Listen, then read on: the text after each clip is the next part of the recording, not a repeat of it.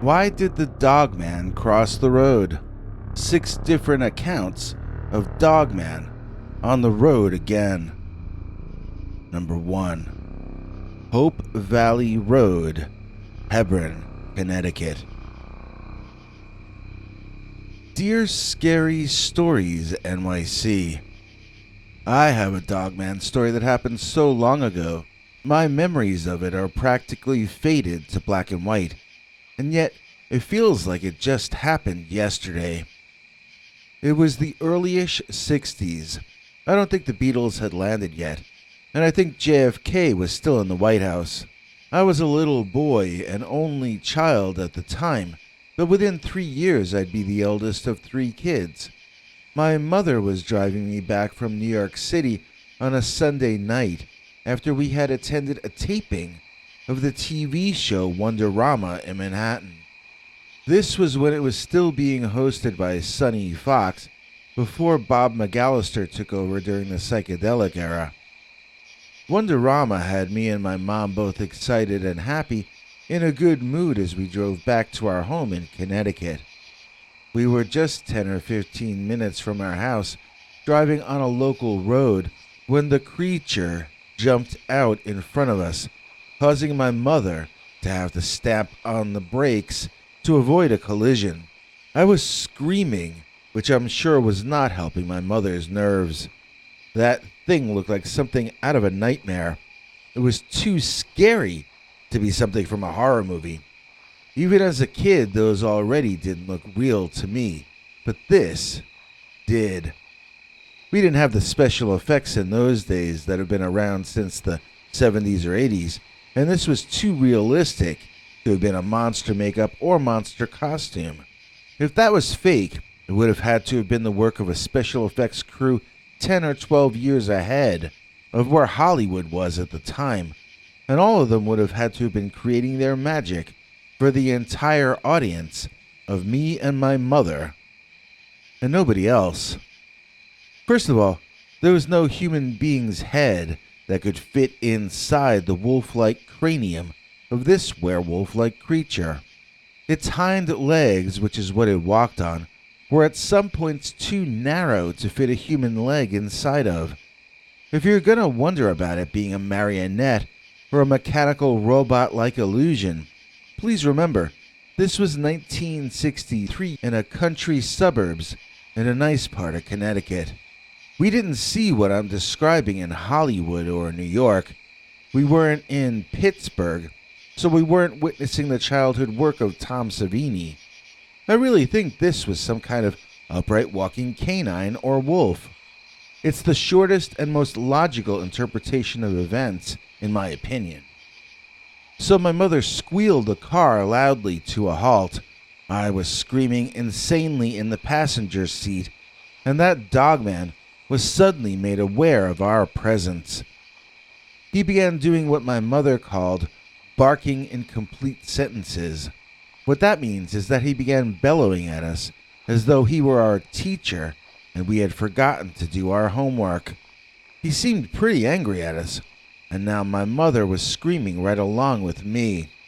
When the Dogman got done yelling at us, he just walked off into the woods in the direction he had been heading, and he was gone. This calmed my mother down, and she told me I'd better stop screaming if I didn't want a spanking when I got home. We resumed driving, but all the fun of the day had been sucked out of both of us. We didn't know it, but that Dogman had succeeded in changing the mood for our family. For not just that one night, but kinda from then on.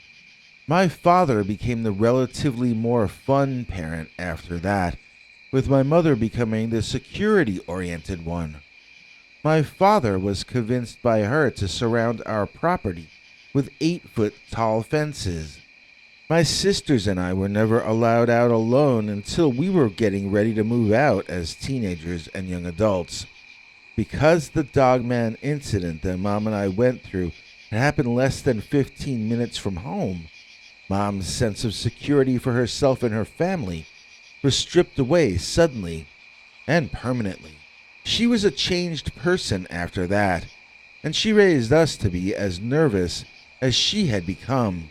It's only in the past 6 or 7 years that I'm starting to learn to come out of my safe place again and admit that being afraid doesn't in any way make you even a little bit safer.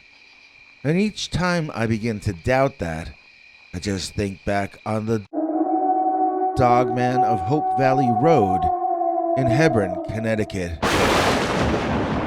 2. Mahoning Drive-In Dogman. I once saw a dogman driving home from my favorite drive-in, the Mahoning Drive-In in Pennsylvania. This was back in 2016, which was my first time visiting that drive-in. I had gotten lost on the way there, and sure enough, I got lost again while trying to go home. Somehow, I found myself on Pennsylvania Route 443, which to me that night looked like a landscape out of some sort of haunted fairy story. Only 2 lanes with 2 thick yellow lines in between them. No lights, no side lanes to pull off into in case of an emergency. On the one side, a tiny little metal guardrail was all that there was to prevent you from tumbling down off a cliff. Of course, the steep hillside was forested with trees, so your car probably wouldn't fall too far. On the opposite side to the little guardrail was a sheer, natural stone wall going nearly straight up, but tilting away from the road just a bit. Out of that hard gray stone grew another forest of trees, most of which tilted back over to hang over the road. I was feeling paranoid that I was going to see a monster head peeping up over the railing at me on the one side, and I felt genuinely concerned, in a real way, about rocks and trees collapsing down onto us and the road from the other. And then, it was almost as if the universe heard my thoughts and twisted them up around to mix them all up. I saw monsters. Multiple. More than one. A series of monsters dropping down out of the trees on the side of the road, the side with the natural wall, though. The first one I saw was just ahead of me to the right. Before I even drove past him, the second one had dropped 15 feet behind him, then the third 15 feet behind the second.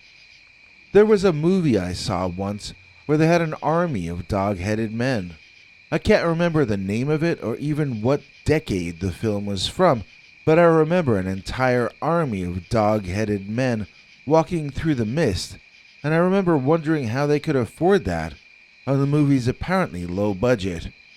The heads of the creatures I was seeing that night, in retrospect, remind me of the dogmen from that movie. Okay, I've looked it up, and the film I am remembering is called Conquest. It's an Italian sword and sorcery film from the 1980s. In the film, the dog-headed men seem to have brown fur, whereas the dogmen I saw along the road were colored dark gray or black, something more like an ape in terms of coloring.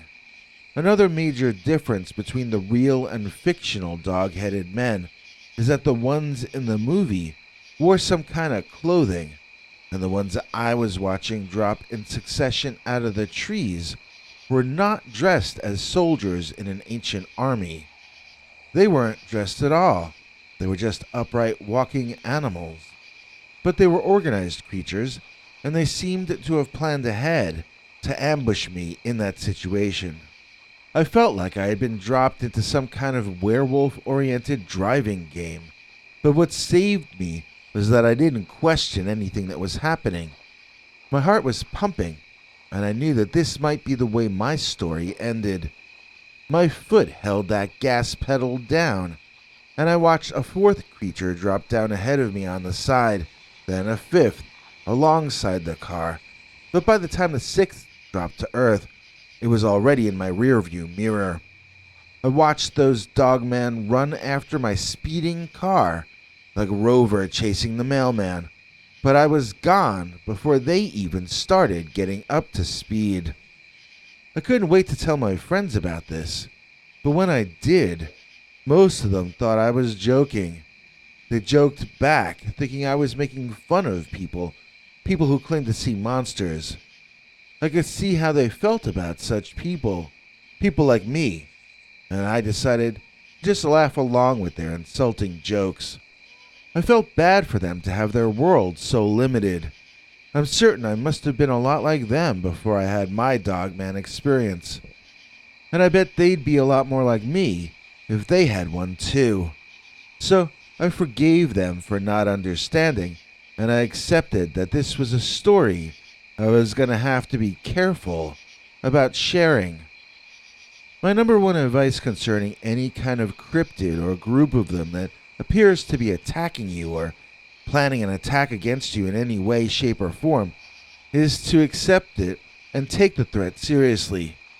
Don't waste time being amazed that Dogman or Bigfoot is real. Don't waste energy doubting your sanity. Don't pause to wonder how you can explain the sighting to your friends afterward. Just act to protect yourself in the present moment. I'm not even talking about weapons. I'm talking about removing yourself from situations of potential harm. If you see a row of dog-headed men dropping from a series of trees, don't stop to admire them. Speed up that car and get out of there before something really bad happens. Then, after you succeeded in surviving your encounter, if your friends don't believe what you say you saw, then just don't talk to them about it. Dogman is not worth losing a friend over.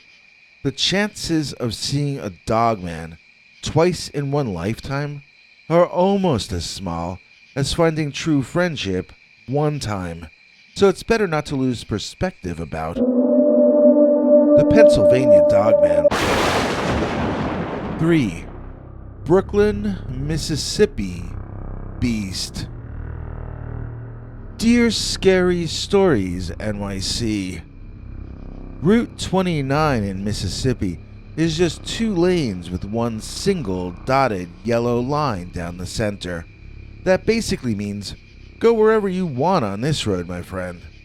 And one night, when I was driving home on Route 29 through Brooklyn, Mississippi, I came across a Dogman that was set to take that advice quite literally. I never saw the creature climb onto the road. I only noticed his presence, standing bipedally off in the distance in the hazy moonlight. It was an almost supernatural presence, seeming to nearly glow in the dark. Its silver fur shone in the night as though it had an internal illumination. First the creature blocked one lane, then he blocked the other. I didn't know which way to go in order to miss him. As I approached, the reflection of my headlights in his eyes made them shine brightly and blindingly. It gave him an otherworldly quality that intimidated me and made my decision-making process more difficult. I found myself speeding toward the creature without yet having a plan in my head as to what to do about it. I wonder if those eyes were in some way clouding my thinking, because at no point did I ever consider simply slowing down or stopping.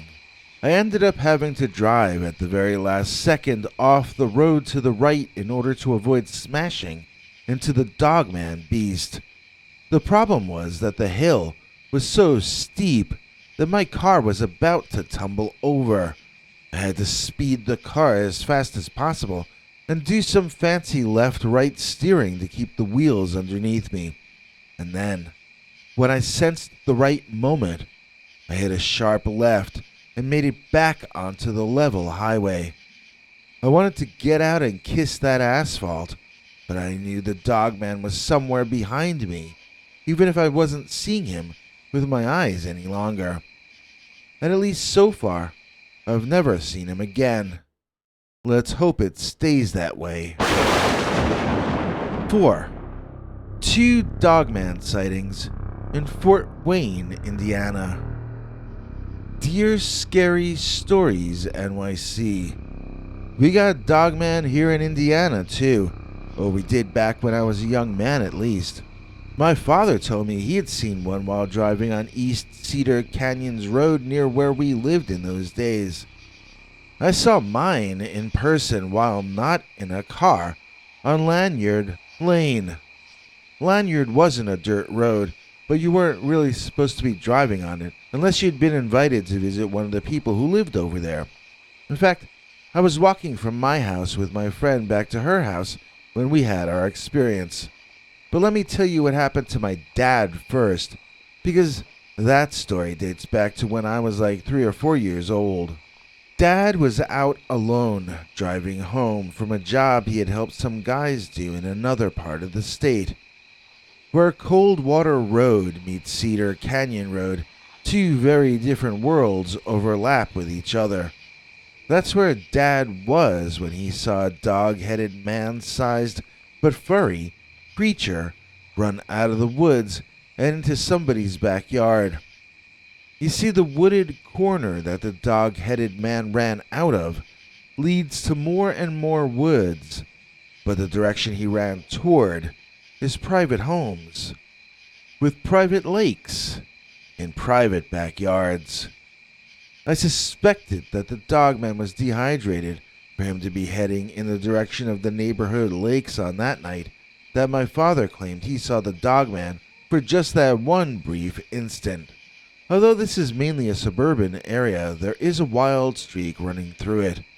Most people wouldn't associate Indiana with rare or even cryptid wildlife, but we do have a lot of natural land for critters to live in and prosper in. This area of Indiana I'm talking about now is right by the Bicentennial Woods and the Vandola Nature Preserve, which are both part of the Acres Land Trust. Then further east, there are other parks that encourage and preserve wildlife as well. I do think that this part of the country really could support a small population of a predator this size, and I do think it could remain largely hidden from the people in the area. Now, the time I saw a dogman was when I was, I guess, 15 or 16. I was walking with my friend we can call Betty, like I think I mentioned earlier, and then we heard a noise behind us. We got paranoid and kept looking over our shoulder, wondering what was happening. I was scared in the way you get scared when you're worried that the bullies from your school might be sneaking up behind you. I was worried about getting the beat down. I was not thinking about dogman or cryptids at all. And then, when Betty and I were looking behind us, we saw this guy who was about our height and skinny, but completely covered in fur, run from the woods on one side of the road to the woods on the other side. He had big, tall dog ears and a tail and everything. It took all of 1.5 or 2 seconds total, but we both saw it. It looked like a dog, but it walked upright. To be honest, it was not bigger than we were. It was under 6 feet tall. It's possible we could have taken him down in a fair fight, but he was the scariest looking thing I'd ever seen in those woods, and so Betty and I screamed like children and ran away in terror. Maybe it's for the best that we did, though. Maybe that one dogman had a lot of friends with him. My city cousin once told me, if you see a cockroach in your apartment, that means there are 10,000 more hiding in the walls around you. I wonder about the country equivalent of that. If you see one dogman crossing the road, how many more are lurking in the dark shadows of the woods all around you? 5. The Okie Dogman. Dear Scary Stories NYC, my dogman experience happened while I was driving alone at night through the Cherokee State Game Reserve on Route 10 in Oklahoma. There's sparse tree and brush on either side of the sandy, dry location. In the day, I might have had some visibility, but at night, it felt kind of creepy to be there alone. I felt like I was driving into an ambush, even though I had no conscious notion of why I might be thinking that. I locked the car doors, and even though it was hot, I rolled up the windows too. There was nobody else driving on that road on that night, which made it even scarier. On the other hand, if someone had shown up, I'd have probably been scared of them too. And so, in the middle of me feeling paranoid and nervous in that way, I suddenly saw a big, brown, real-life 7-foot-tall version of what Wile E. Coyote would look like if they redesigned him for a horror movie. He had probably seen my car, or its lights, long before I saw him. I think I screamed in fear just from the sheer surprise of it, and I remember swerving all over the road, even though the bipedal running canine had crossed too far in front of me for me to have been in danger of crashing into him. Bippity bip bippity bam, he just ran left to right out of my view, moving like furry lightning, leaving a wall of dust running across the center of the road. And I'm telling you, it was Wile E. Coyote from the Roadrunner cartoons. It was a wolf, but he was running on his hind legs. It was the live-action Wile E. Coyote. I tell you, I expected to see a giant boulder roll across the road next, flattening me and him both. I tell this story to people and they laugh, but they wouldn't laugh if they met Wile E. Coyote in real life. He's pretty scary in person. Looked to be over 7 feet tall maybe. Ran on his hind legs, had tall canine ears, long snout, big teeth. I was just happy that Mr. Coyote was focused on something other than me. I don't know if he was running after something or from something, but I'm glad I wasn't on his radar on that creepy, weird night. 6. Pennsylvania Dogman in Linglestown. Dear Scary Stories NYC, I seen a dogman scamper quickly across the road right at the spot where Parkway West intersects with the Blue Mountain Parkway in Linglestown, Pennsylvania. Now, I'd like to tell you the story, and I'd like you to show the location I'm talking about on Google Maps so that people understand exactly what I'm saying. First, please show an overhead view of that intersection. I was driving north on Parkway West, and eventually it ends in this T intersection with the Blue Mountain Parkway. Now please cut to the Google Street View I sent. This is a daytime version of the view I had that night as I stopped at the stop sign on that very northern end of Parkway West. It was my responsibility to look for traffic before proceeding, obviously, and as I looked, I saw something truly remarkable and completely unexpected. From the wooded property on my left, there sprang a two-legged hairy figure the size of a very tall man.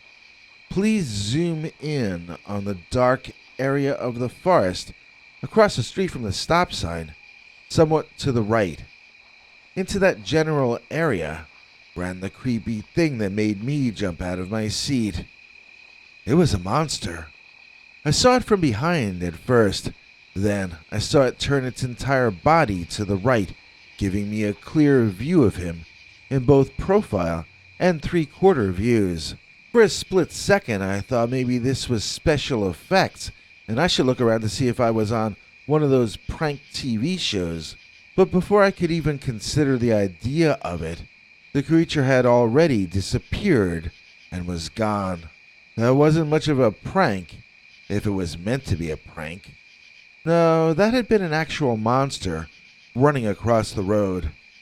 I know I'm telling this all out of order, but I want to explain now that when I say monster, I mean this thing was skittering across the road like a human being late for his commuter train. But it wasn't wearing any clothes other than its fur coat, and it was in no way any kind of a human being. I first thought I was seeing a giant squirrel, and I screamed in my car.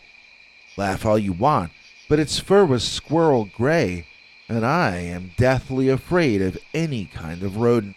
It had long, tall ears like some kinds of squirrels do, and it even seemed to have those extra tufts of hair at the very tips of the ears. As it scrambled out onto the road, I could see its tail was short and not at all like a squirrel's tail. When it turned its head in profile and opened its jaws, they looked less rodent-like to me and far more canine or wolf-like. Those were not rodent teeth. Those were sort of prehistoric caveman versions of dog teeth. Once I saw the head as looking like a wolf, the legs looked wolf-like to me as well. So, not a giant squirrel running across the road, but an upright walking wolf with squirrel gray coloring. It ran into that dark spot in the woods across Blue Mountain Parkway where I could no longer follow its movements. If you please go back to the overhead view from Google Maps, you can see that the area I saw it returning to was a forest. Possibly that was where it lived, or else it might have been a corridor to where the dog-headed creature lived. The area it came from, however, was the backyard of somebody's house. Unless he was a werewolf sneaking off, my bet is that I saw him returning to where he lived, not coming from it. And that's my true story of when I saw the Pennsylvania Dogman in Linglestown.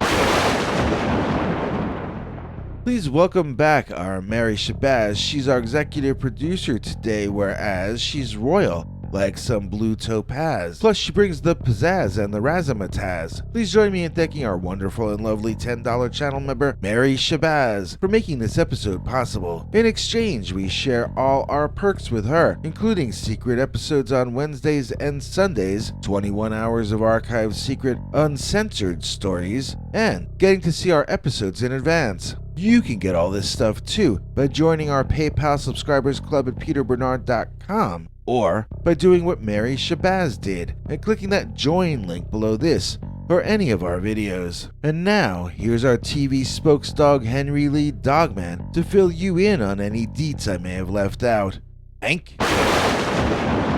Thanks for watching till the end.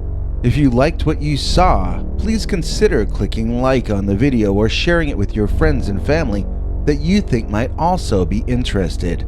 If you would like to see more of our work, please consider subscribing and hitting that bell icon next to the subscribe button so that YouTube will alert you when we put out a new video. To become a channel member and gain access to our special perks, you can click that join link under each of our videos. Another option is to join our PayPal subscribers club at peterbernard.com. You can join for as little as 99 cents on YouTube or $1.50 at peterbernard.com, and that gains you access to our weekly secret uncensored episodes. If you'd like to see our 21 hours of archives of uncensored Dogman stories, then please join at the $3 level or above. To get to watch our shows in advance of the public, please join at our $10 level. That gets you all the perks. If you join our channel memberships, you need to check our community page here on YouTube in order to get the links to the secret videos and other perks. If you're in the PayPal subscribers club, Peter will email you all the news and links himself. Once joining the PayPal club, which is Peter's homemade club, please give him a chance to see that you've joined and to compose you a personal welcome email, as none of that is automated. But whichever you join, we'll name you an executive producer for the next available episode. Do you have a scary experience that you'd like to share with us? You can email us at scarystoriesnyc@gmail.com or call our Scary Stories voicemail hotline at 804-LA-SCARY. That's 804-537-2279. It's a Google voicemail box, so that means it keeps cutting off after every 3 minutes. If your story is longer than that, please keep calling back and we can piece it together on our end. Good night, and have a scary tomorrow.